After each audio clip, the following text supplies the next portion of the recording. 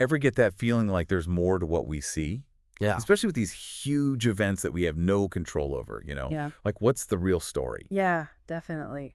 Well, we are diving into that feeling today. We've got all this stuff coming up in March 2025. It's wild. We are. First, we have a planetary alignment on February 28th. Oh, wow. Yeah, so Yeah. you've got Mercury, Venus, Mars, Jupiter, Saturn, Uranus, Neptune all lined up. That's a lot of planets. Then, boom, March 13th and 14th, we get a full moon, blood moon eclipse of Mars. A blood moon. That sounds intense. Intense is right. And then, to top it all off, March 29th, solar eclipse. Wow. So we're going from planets aligning to a blood moon to a solar eclipse all in 1 month. That's a lot of celestial activity. It makes you wonder what's going on up there. Right, and that's exactly what we're going to explore. But here's the thing, we're not just going to be looking at all this from the usual, astronomy angle. Oh, okay. So we're going deeper. Much deeper. We found this really interesting source, a YouTube video featuring a hypno-operator and a telepathic support person, and they're using this thing called the Grifasi method. Grifasi method. Interesting name. What's that all about? It's a method they use to investigate stuff, but from a totally metaphysical perspective. Oh, so we're stepping outside of just the physical realm. We're talking about energies, different dimensions, that kind of thing. Exactly. So basically, they're trying to understand these celestial events by looking at the unseen, the stuff beyond just the physical planets and eclipses. This sounds fascinating. I'm already intrigued. So tell me more about this method, this Grifasi method. How does it work? So from what we understand, they start with a set protocol, like a structured kind of thing. Okay. Then they go into more of a free exploration through hypnosis and telepathy. So they are using hypnosis to access information through telepathy. That's pretty wild. Yeah, the goal is to tap into information that's not normally accessible. I see. So it's all about getting insights from beyond our normal senses. Right. And get this, they do these investigations in multiple countries and languages, and the telepathic person. They have no clue what the session is about beforehand. Wow, they keep them completely in the dark. Totally blind. Yeah. No bias, no preconceived notions. That makes sense. You want a clean slate for this kind of exploration. Exactly. Okay, so let's jump into it. Starting with that planetary alignment on February 28th. What did they pick up on when they went into that metaphysical space? All right, so first thing, the telepathic person senses these round shapes. Round shapes. Yeah, like orbs against a black background, but there was this uncertainty about what they actually were. Uncertainty, like what do you mean, like solid or? Yeah, like were they actual spheres? Or were they more like flat circles? It wasn't clear. Just these forms floating in this blackness. That's so interesting. So just these shapes hanging out in the void. Then what happened when they tried to perceive this alignment on like a physical level, through this telepathic lens? Oh, things got a little more active. Yeah, so at first it was like the orbs were in front of the person. Okay, in front? But then they started interacting, like bumping into each other. No way. So they weren't just static, they were actually moving. Right, moving and potentially communicating or using these bumps to move within the alignment. Who knows? It's like they were playing cosmic billiards or something. So that's how they saw it physically. But what about metaphysically? When they focused on that level for the same alignment, was it the same experience? There are similarities for sure. Okay, how so? Well, they saw those round shapes again, against that black backdrop. Right, just like in the beginning. But this time, it was how they described them that was different. They said it was like a cardboard cutout. A cardboard cutout, like flimsy and fake. Yeah, exactly. It was like a representation of an alignment, not the real thing. That's a pretty stark difference. Yeah. So both times, physically and metaphysically, there was this sense that what they were looking at wasn't really solid, wasn't real in the way we think of real. Exactly. And the source really emphasized this lack of inherent reality in what we observe. It gets you thinking, what if what we perceive, even through these different ways of seeing, isn't as concrete as we assume? Yeah. It's like our whole understanding of reality gets shaken up a bit. Yeah. So then they go on to explain the purpose of these alignments, like why they are presented to us in this way. And it all comes down to one very basic human emotion. You know what it is. Fear. Bingo. Fear. They say these grand celestial alignments are, at least partly, meant to trigger fear in us. To scare us. But why? Well, the idea is that this fear puts us on high alert, makes us anxious, uneasy. So like they're trying to mess with us. Well, that's one way to put it. I mean, it kind of makes sense in a weird way. Yeah. And when you think about the vastness of space and all these planets aligning, it's naturally a little unsettling, isn't it? Definitely. You feel small, insignificant. Yeah, like a tiny speck in a massive cosmic dance. And the source goes further, suggesting that anyone claiming these alignments will directly impact our lives, like Oh. predicting specific outcomes. They might be creating narratives to control us, to gain power over us through this fear. So it's less about the actual planets and more about how those in power use these events to manipulate us.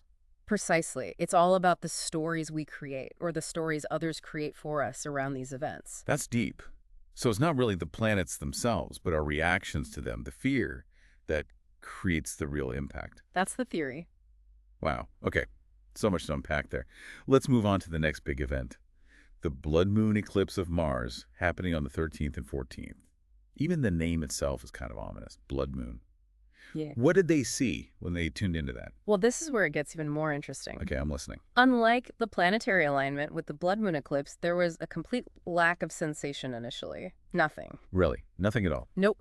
And the telepathic person felt very strongly that it was all staged. Staged? What do you mean? Like a fake blood moon? Yeah, like it wasn't a naturally occurring thing at all, like a theater play, as they called it. Something orchestrated to control and manipulate us. So they're saying it's not even a real eclipse. But how is that even possible? Well, that's the big question, isn't it?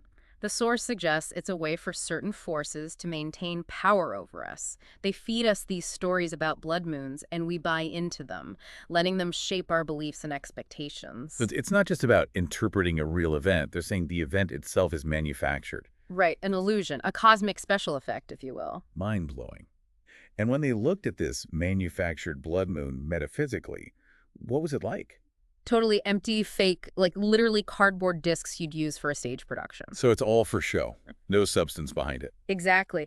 And that perception ties into all the ancient myths and stories about blood moons being harbingers of doom and disaster. Right, like the apocalypse is upon us whenever a blood moon appears. Yeah, and the source suggests that those historical connections are actually tools for those who are staging these events. Tools? How so? The idea is that after a blood moon, we're primed to see everything through that apocalyptic lens.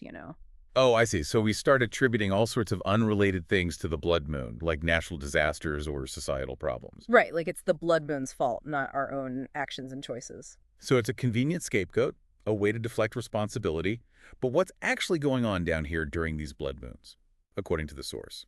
This is where things take a darker turn. They talk about sacrifices and rituals happening hidden from most people. Rituals? Like what kind of rituals? They don't go into specifics, but the idea is that these rituals are performed to give power to the blood moon, to bring about more bloodshed and chaos. That's a pretty disturbing thought.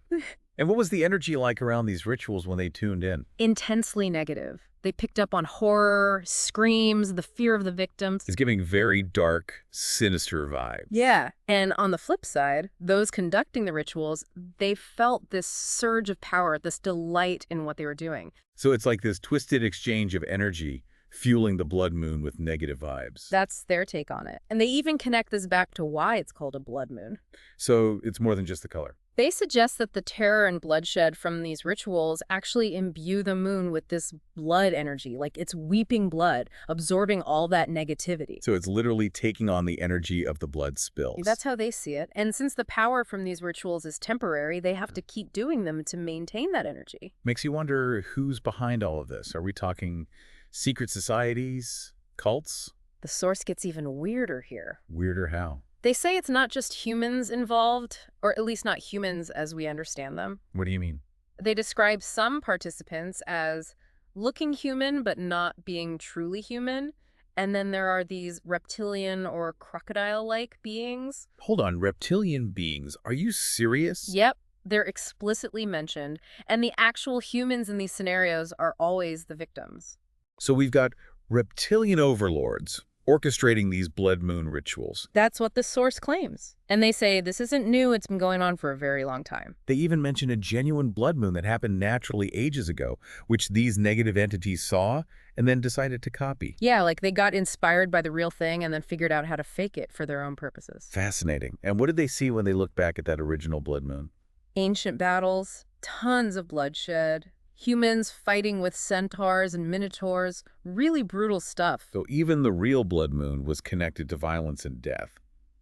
And they keep emphasizing the significance of blood. Like, why is it so important to these beings? Blood is seen as this potent life force, containing youth and power. They believe that by consuming it, they can absorb the victim's It's essence. like a really dark, twisted version of a blood transfusion. Yeah, pretty much. And remember how the telepath felt nothing during the manufactured blood moon? Right. No sensation at all. But why do some people get all freaked out during lunar events then? Like they can't sleep, they act weird. The source says that's all down to social conditioning and the collective consciousness. It's like we've been programmed to believe that full moons and blood moons mess with us. So it's a self-fulfilling prophecy.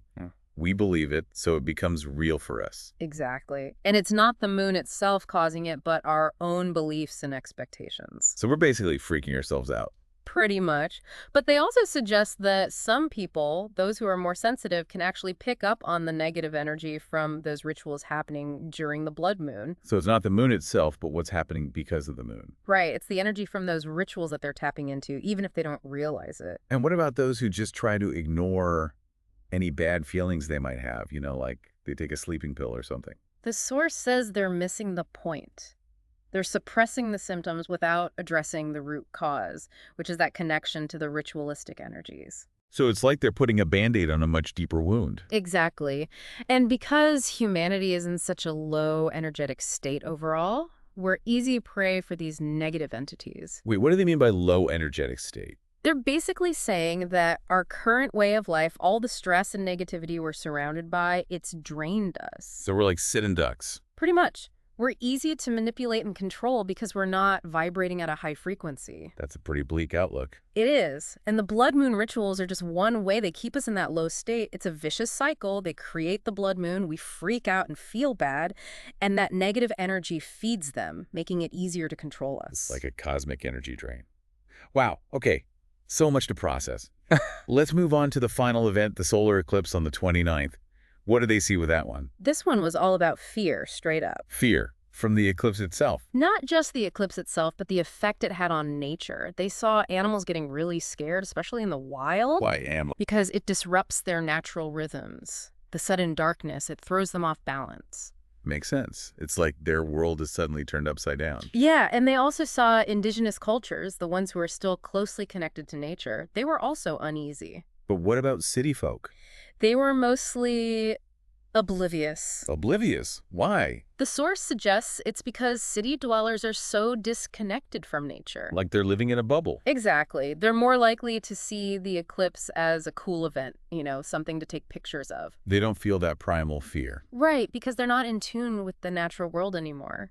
And they use this term to describe city dwellers. It's kind of harsh, but they call them plastic humans. Plastic humans. Yeah, it's because they're so disconnected from nature. They live in these artificial environments, eat processed foods, and they've become, well, kind of artificial themselves. Like robots, almost? Not quite robots, but they've lost that natural vitality. And the source estimates that a large chunk of the global population is like this. Yeah, they say around 30–40%. That's a lot of plastic humans.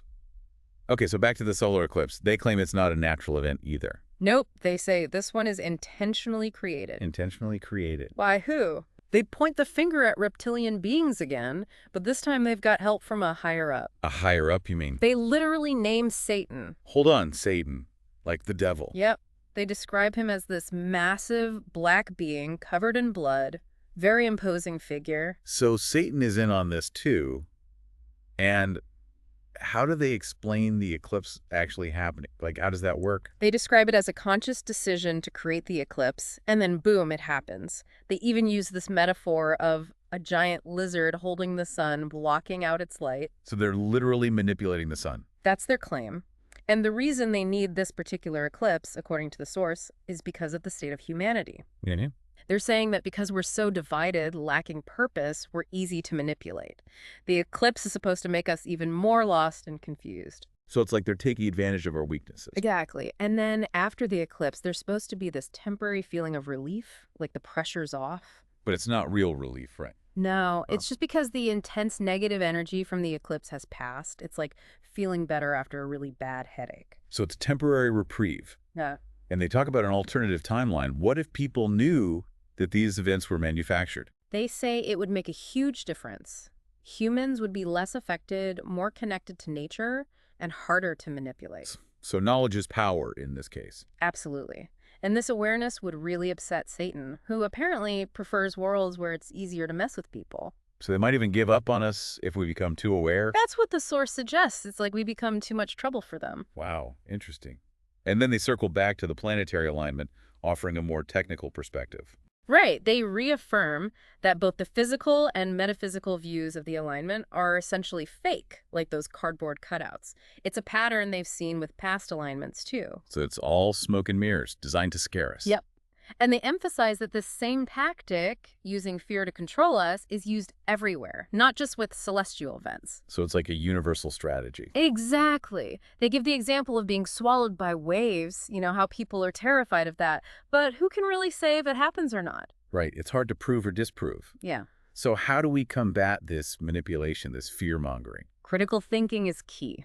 Don't just believe everything you hear, question everything, seek out different perspectives, use your own judgment. Basically, don't be a sheep, think for yourself. Exactly, because this manipulation is happening all the time. We just have to learn to recognize it. Wow, that's a lot to take in. We've covered so much today, it's mind-blowing. It really is. We've got this contrast between how we normally see these celestial events, grand, natural, awe-inspiring. Right, it's like we're supposed to feel small and powerless. Exactly. But then the source comes along and says, no, it's all staged. It's a manipulation, a way to control us through fear. Makes you wonder what else we're being manipulated about, right? Right. What other cardboard cutouts are shaping our reality without us even realizing it? It really makes you think. It's like we have to question everything now. I think that's the takeaway here. Don't be afraid to question, to dig deeper, to look beyond the surface. And most importantly, don't let fear control you. Because once you buy into the fear, you're giving away your power. Exactly. Knowledge is power, awareness is power, and critical thinking is our best defense against manipulation. So true. Well, that's a wrap for today's deep dive. It's definitely given us all a lot to think about. For sure. And remember, folks, keep questioning, keep exploring, and stay vigilant. There's a lot more to this reality than meets the eye. Absolutely. Until next time, stay curious and stay empowered.